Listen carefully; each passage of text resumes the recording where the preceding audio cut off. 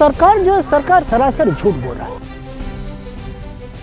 नहीं, मोदी जी चाय बेच के प्रधानमंत्री नहीं बने। मोदी जी प्रधानमंत्री बने आरएसएस के कार्यकर्ता होने के नाते। मोदी जी प्रधानमंत्री बने गुजरात में दंगा करवा के, हमको कभी नहीं भूलना चाहिए। इस सरकार के कारनामे में फांसीवाद के लक्षण दिख रहे हैं, तो इसके खिलाफ सबको एकजुट होने की जरूरत है। सच बात जो है, जो हक बात है, कि हक बात अगर समाज तक पहुंचे तो हम देखते हैं 2024 में कौन रहता है, कौन नहीं रहता।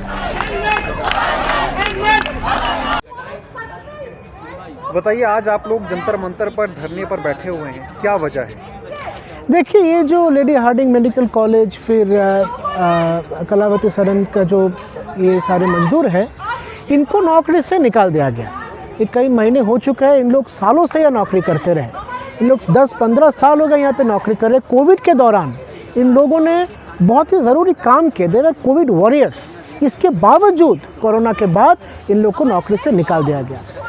कई महीनों से इन लोग अपने हॉस्पिटल के गेट के सामने बैठ के धरना प्रदर्शन कर रहे हैं। इनकी बातें नहीं सुनी जा रही है, मैनेजमेंट नहीं सुन रहा है, सरकार नहीं सुन रहा है, तो अब मजदूर क्या करेगा? उसके आगे हम जंतर मंतर में आके बैठे धरना यहाँ पे कर रहे हैं। इसके बाद भी अगर हमारी बात नहीं मानी जाए तो हमको सोचना पड़ेगा कि हम और नागरिक समाज के साथ जाके अपनी बात रखें, और साथ ही में दूसरे जगहों पे जहाँ पे मजदूरों की छटनी हो रही है, उनके साथ एकजुटता बना के दिल्ली शहर में एक मजदूरों की लड़ाई खड़ा करे, ताकि प्रशासन झुक जाए, एडमिनिस्ट्रेशन झुक जाए। नहीं, क्या लगता है, सरकार तो मजदूरों के साथ है, वो कहती है हम नौकरियां दे रहे हैं, लोगों की बातें सुन रहे हैं, तो अचानक से इस तरह नौकरी से निकालना, आप लोगों की मांगों को ना सुनना, सरकार की मंशा क्या लगती है आपको? नहीं, देखिए, सरकार दावा कुछ कर रहा है, कर कुछ और रहा है। और एक मैं दूसरा उदाहरण देना चाहता हूँ। ये एमसीडी चुनाव जो हुआ उसके पहले डीडीए ने दावा किया कि पिछले कुछ समय में सारे यहाँ के जो झुग्गी के लोग हैं सबको घर दे दिया गया है। लेकिन अब शहर में अगर जाके घूमने लगे, जगह जगह दिखेगा झुग्गियों पे बुलडोजर चल रहा है। तो सरकार जो है, सरकार सरासर झूठ बोल रहा है। आप जाके अलग अलग क्षेत्रों में देखिए जहाँ पे युवाएं रहते हैं, नौकरी के लिए सब तरस है, परेशान है, नौकरी नहीं है लोगों के पास। तो ये बात जो सरकार कह रही है कि लोगों को नौकरी दिया जा रहा है, ये बात सही नहीं है। तो सरकार ने तो वादे किए थे ना 2 करोड़ रोजगार के, उस पर क्या कहेंगे आप? नहीं, वादा झूठा निकला है, वादा झूठा निकला है। मैं एक चीज़ जोड़ना चाहता हूँ, देखिए कि बात सिर्फ नौकरी देने की नहीं है, ये किस तरह की आप नौकरी दे रहे हैं ये भी सवाल है। क्योंकि ऐसा हो सकता है बहुत सारे जगह पे लोगों को ठेके पे रखा जा रहा है, 3 महीना हुआ, 6 महीना हुआ, उस नौकरी का कोई मतलब ही है नहीं, है ना। जो लोग को 3 महीना 6 महीना के लिए नौकरी पे, उसके बाद क्या होगा कुछ पता नहीं लोगों को। ठेके पे है मतलब आपके पास कोई अधिकार नहीं। आपके जैसे मैं एक उदाहरण दे रहा था, अभी जब बात रख रहा था मैं कि एमसीडी चुनाव के दौरान जो मजदूर साथी हमारे चुनाव में लड़े, उनको ठेकेदार नोटिस दे दिया। तो ठेकेदार जो ठेकेदारी प्रथा के अंदर काम कर रहा है, उसके पास तो कोई हक ही नहीं होता है। तो इस तरह की नौकरी की भी मतलब क्या, ये बहुत बड़ा सवाल है।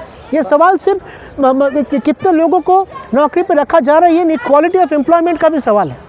आप कह रहे हैं मोदी जी जय जयकार, हम पर क्यों हो रहे अत्याचार? जी बिल्कुल बिल्कुल, अत्याचार तो चल ही रहा है, मजदूरों के साथ छटनी चल रही है, लोगों के पास नौकरी नहीं है, जहाँ पे है भी वो नौकरी ठेके पे रखा जा रहा है उन लोगों को, जहाँ पे क्वालिटी ऑफ एम्प्लॉयमेंट जो हम कहते हैं बहुत ही ख़राब है। उनके पास हक नहीं है, पैसे कम दिए जा रहे हैं, बहुत ही बुरे हालात में है देश के मजदूर। लेकिन सरकार कहती है कि लोग अपना रोजगार करें, कुछ ऐसी चीज़ें करें अपने आप। क्या लगता है, मतलब सरकार का कोई विज़न नहीं दिख रहा आपको इसमें? नहीं, अपने आप लोग क्या करेगा? देखिए, ये बहुत बड़ा सवाल है कि सरकार कहते हैं कि देखो कुछ अपने आप कर लो। जैसे बोलते हैं कि जो चाय वाला है वो बहुत बड़े एंटरप्रेन्योर कहते हैं। चाय बेच के मोदी जी भी तो प्रधानमंत्री बन गए ना? नहीं, मोदी जी चाय बेच के प्रधानमंत्री नहीं बने। मोदी जी प्रधानमंत्री बने आरएसएस के कार्यकर्ता होने के नाते। मोदी जी प्रधानमंत्री बने गुजरात में दंगा करवा के, हमको कभी नहीं भूलना चाहिए। तो अभी जो वो कह रहे हैं कि लोग अपने आप तक, सरकार तो हिंदू मुस्लिम ही कर रहा है, सरकार हिंदू मुस्लिम करता जा रहा है। और जो बड़े सवाल हैं लोगों के, जो मजदूरी का सवाल है, नौकरी का सवाल है, उस पर सरकार कुछ कर नहीं रहा है। और 2 बातें मैं जोड़ना चाहता हूँ कि देखिए, आप जो पूछ रहे हैं कि सरकार कर क्या रहा है, सरकार साफ तौर से पूंजीपतियों के साथ, पूंजीपतियों के लिए काम कर रहा है।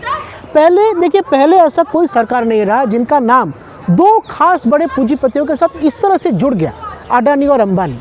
और बात सिर्फ अडानी अंबानी की नहीं है, अडानी अंबानी के साथ साथ और तमाम सारे पूंजीपति जो चाहते हैं कि मैक्सिमम फ़ायदा उठाया जाए इस सरकार से।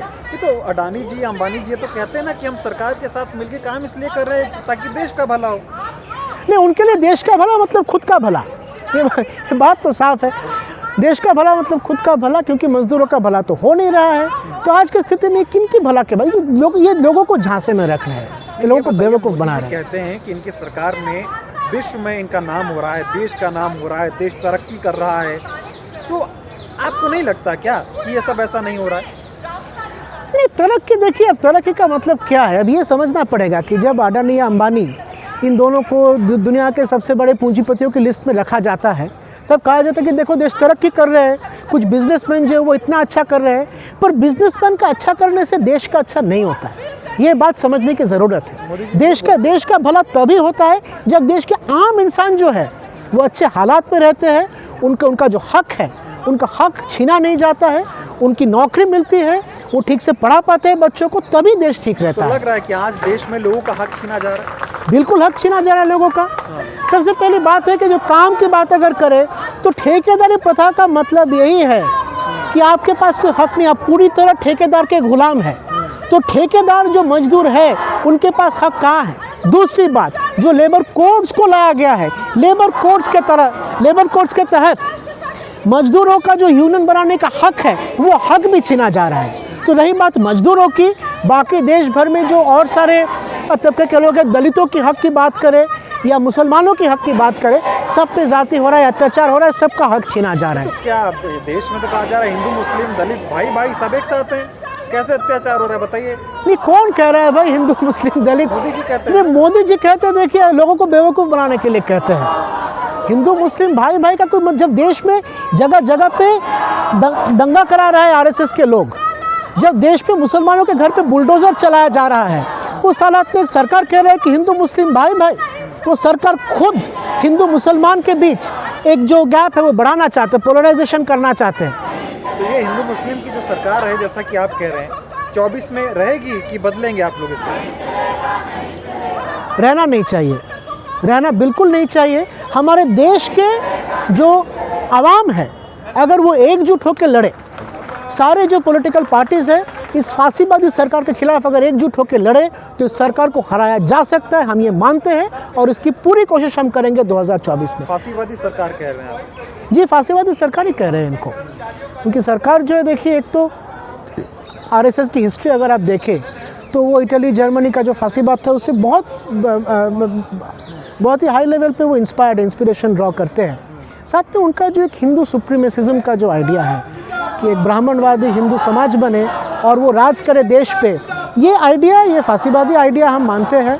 और फांसीवाद का मतलब यही होता है कि आवाम के जो है उनके हक नहीं होते, उनके हक छीने जाते हैं। जो संविधान है, संविधान के तहत जो हक उनको दिया गया वो हक छीना जाता है। तो ये सारी चीज़ें हो रही हैं आज के ज़माने में हमारे देश में, इसलिए मानते हैं कि सरकार जो है, इस सरकार के कारनामे में फांसीवाद के लक्षण दिख रहे हैं, तो इसके खिलाफ सबको एकजुट होने की ज़रूरत है। 24 में बदलाव होगा? बदलाव होना पड़ेगा, अगर देश को बचाना है तो बदलाव होना पड़ेगा। बदलाव होगा कि नहीं, देश का जनता डिसाइड करेगा। देश का जनता अगर डिसाइड करेगा ठीक से, उसके लिए देश का मीडिया जो है, मीडिया को सही खबर देश की जनता तक पहुंचानी पड़ेगी। मीडिया बिका हुआ है जी, ऐसा ही तो है। मीडिया आज यहाँ पे कहाँ है बताइए? इस तरह का कोई भी धरना प्रदर्शन होता है, हम लोग कितने बार मीडिया को बोलते हैं कि आप लोग आ जाओ, मीडिया आते ही नहीं। आते भी है तो आके उल्टा सीधा सवाल पूछते लगते हैं। हम लोगों ने यहाँ पे धरना किया था राष्ट्रीय शिक्षा नीति के खिलाफ, जिसके आधार पे मजदूरों को, दलितों को शिक्षा से भी छटनी होगी उनकी। क्लास 5 के बाद वोकेशनल एजुकेशन की बात बोला जा रहा है, मतलब ड्रॉप आउट को फॉर्मलाइज करने की बात कर रहे हैं एनईपी। तो एनईपी के बारे में एक मीडिया हाउस है, मैं उनसे बात कर रहा था, अचानक उन्होंने पूछ दिया कि भाई आप हिजाब के खिलाफ क्यों हैं?